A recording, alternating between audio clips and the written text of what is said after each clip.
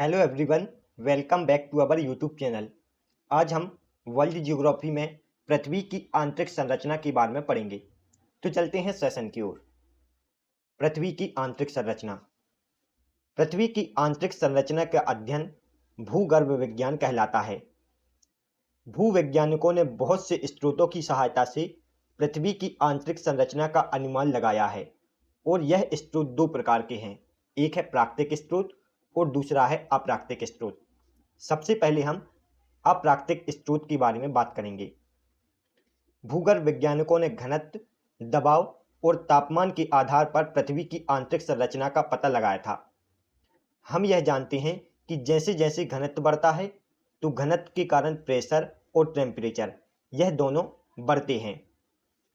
तो भूगर्भ वैज्ञानिकों ने पता लगाया कि जैसे जैसे हम पृथ्वी के अंदर जाते हैं तो पृथ्वी का घनत्व बढ़ता है, जिसके कारण पृथ्वी के अंदर टेम्परेचर और प्रेशर यह दोनों इंक्रीज होते हैं। अब हम अप्राकृतिक स्रोत के बारे में बात करेंगे। भूगर्भ वैज्ञानिकों ने ज्वालामुखी क्रिया और भूकंप विज्ञान के आधार पर पृथ्वी की आंतरिक संरचना का पता लगाया था। भूकंप विज्ञान को सिस्मोलॉजी भी कहा जाता है। भूकंप विज्ञान के अध्ययन को क्या कहा जाता है? सिस्मोलॉजी, जो कि पृथ्वी की आंतरिक संरचना का पता लगाने का प्रमुख स्रोत है। नोट: पृथ्वी के अंदर प्रति 32 मीटर की गहराई पर तापमान में 1 डिग्री सेल्सियस की वृद्धि हो जाती है। जैसे जैसे हम पृथ्वी के अंदर 32 मीटर गहराई पर जाते हैं तो तापमान में 1 डिग्री सेल्सियस की वृद्धि हो जाती है। पृथ्वी की आंतरिक संरचना को 3 भागों में बांटा गया है। यह 3 भाग हैं: भूपर्पटी, आवरण और कोर। यह 3 भाग कौन कौन से हैं? भूपर्पटी, आवरण और कोर। इन तीनों को डिटेल से नेक्स्ट स्लाइड में जानेंगे। सबसे पहले हम भूपर्पटी या क्रस्ट के बारे में पढ़ेंगे। भूपर्पटी या क्रस्ट पृथ्वी की सबसे ऊपरी परत है और भूपर्पटी की औसत मोटाई महासागरों व महाद्वीपों में अलग अलग है। भूपर्पटी की औसत मोटाई महासागरों में लगभग 5 किलोमीटर और महाद्वीपों में लगभग 30 किलोमीटर है। भूपर्पटी का निर्माण सिलिका और एल्यूमिनियम से हुआ है। इस कारण भूपर्पटी को सियाल नाम से जाना जाता है। भूपर्पटी या क्रस्ट में अधिकतर सिलिका और एल्यूमिनियम पाए जाते हैं। इस कारण भूपर्पटी को किस नाम से जाना जाता है? सियाल नाम से। भूपर्पटी का औसत घनत्व 2.7 ग्राम प्रति सेंटीमीटर क्यूब होता है और भूपर्पटी को लिथोस्फीयर भी कहते हैं। जो पृथ्वी की भूपर्पटी है यह पृथ्वी के कुल आयतन का 0.5% है। जो पृथ्वी की भूपर्पटी है यह पृथ्वी के कुल आयतन का कितने प्रतिशत है? 0.5%। अब हम मेंटल के बारे में पढ़ेंगे। मेंटल पृथ्वी की मध्य वाली परत है और यह पृथ्वी के कुल आयतन का 83% और द्रव्यमान का 67% होता है। मेंटल में मुख्यतः सिलिका और मैग्नीशियम धातु पाई जाती हैं। इस कारण मेंटल को सीमा नाम से जाना जाता है। मेंटल में मुख्यतः सिलिका और एल्यूमिनियम मैग्नीशियम धातु पाई जाती हैं, जिस कारण इसे किस नाम से जाना जाता है? सीमा नाम से। मेंटल का घनत्व 3.5 से 5.5 ग्राम प्रति सेंटीमीटर क्यूब होता है और मेंटल को फाइरोस्फीयर के नाम से भी जाना जाता है। मेंटल को फाइरोस्फीयर और व्हाइट ऑफ द अर्थ कहा जाता है। यह सभी पॉइंट आपको याद रखना है। इसी परत से ज्वालामुखी विस्फोट के समय लावा, गैस और राख बाहर निकलती हैं। पृथ्वी के मेंटल से ज्वालामुखी विस्फोट के समय लावा, गैस और राख बाहर निकलती हैं। अब हम कोर के बारे में पढ़ेंगे। कोर पृथ्वी की सबसे निचली परत है और यह पृथ्वी के आयतन का लगभग 16% है। कोर पृथ्वी के आयतन का कितने प्रतिशत है? 16%। कोर में मुख्यतः निकेल और आयरन धातु पाई जाती हैं। इस कारण इसे नीफे नाम से जाना जाता है। कोर में मुख्यतः कौन सी धातु पाई जाती है? निकेल और आयरन।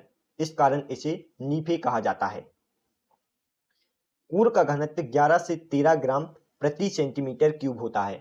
कोर का घनत्व कितना होता है? 11 से 13 ग्राम प्रति सेंटीमीटर क्यूब। और कोर को बेरिस्फीयर भी कहते हैं।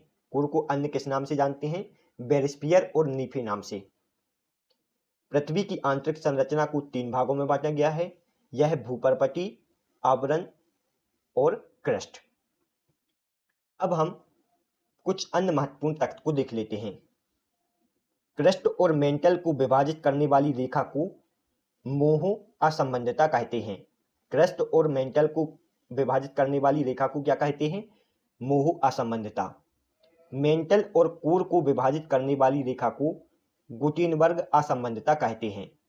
मेंटल और कोर को विभाजित करने वाली रेखा को क्या कहते हैं? गुटेनबर्ग संबंधता। इसके अलावा क्रस्ट को सामान्यतः दो भागों में बांटा गया है। यह है अपर क्रस्ट और लोअर क्रस्ट। अपर क्रस्ट और लोअर क्रस्ट को विभाजित करने वाली रेखा को कॉनरेड असंबंधता कहते हैं। इसी प्रकार मेंटल को अपर मेंटल और लोअर मेंटल इन दो भागों में विभाजित किया गया है। अपर मेंटल और लोअर मेंटल को विभाजित करने वाली रेखा को रेपिटी असंबंधता कहते हैं। इसी प्रकार कोर को भी दो भागों में विभाजित किया गया है। यह है आउटर कोर और इनर कोर। आउटर कोर और इनर कोर को विभाजित करने वाली रेखा को लेहमैन असंबंधता कहते हैं। यह सभी फैक्ट आपको याद रखना है। पृथ्वी के 3 भाग हैं, यह हमें पता है। पृथ्वी के क्रस्ट को सियाल नाम से, मेंटल को सीमा नाम से और कोर को निफे नाम से जाना जाता है। यह 3 भागों में वर्गीकरण स्वेस ने किया था। पृथ्वी का सियाल, सीमा और निफे में वर्गीकरण किसने किया था? स्वेस नामक वैज्ञानिक ने। यह पॉइंट आपको याद रखना है। अब जो पृथ्वी की ऊपरी परत है उसमें भूपर्पटी में सबसे अधिक ऑक्सीजन, दूसरे नंबर पर सिलिकॉन, तीसरे नंबर पर एल्यूमिनियम, चौथे पर लोहा और पांचवें पर कैल्शियम पाया जाता है। पृथ्वी की भूपर्पटी में सबसे अधिक तत्व कौन सा पाया जाता है? ऑक्सीजन। तो पृथ्वी की भूपर्पटी रहती है उसमें ऑक्सीजन 46%, सिलिकॉन 27%, एल्यूमिनियम 8%, लोहा 5% और कैल्शियम 3% पाया जाता है। यह सभी पॉइंट आपको याद रखना है। Thanks for watching. दोस्तों, यदि आपको हमारी वीडियो पसंद आई हो तो प्लीज़ वीडियो को लाइक और चैनल को सब्सक्राइब जरूर करें। तो मिलते हैं नेक्स्ट वीडियो में, तब तक के लिए गुड बाय। आप इस वीडियो से रिलेटेड PDF को हमारे टेलीग्राम ग्रुप से डाउनलोड कर सकते हैं, जिसका लिंक डिस्क्रिप्शन में दिया हुआ है।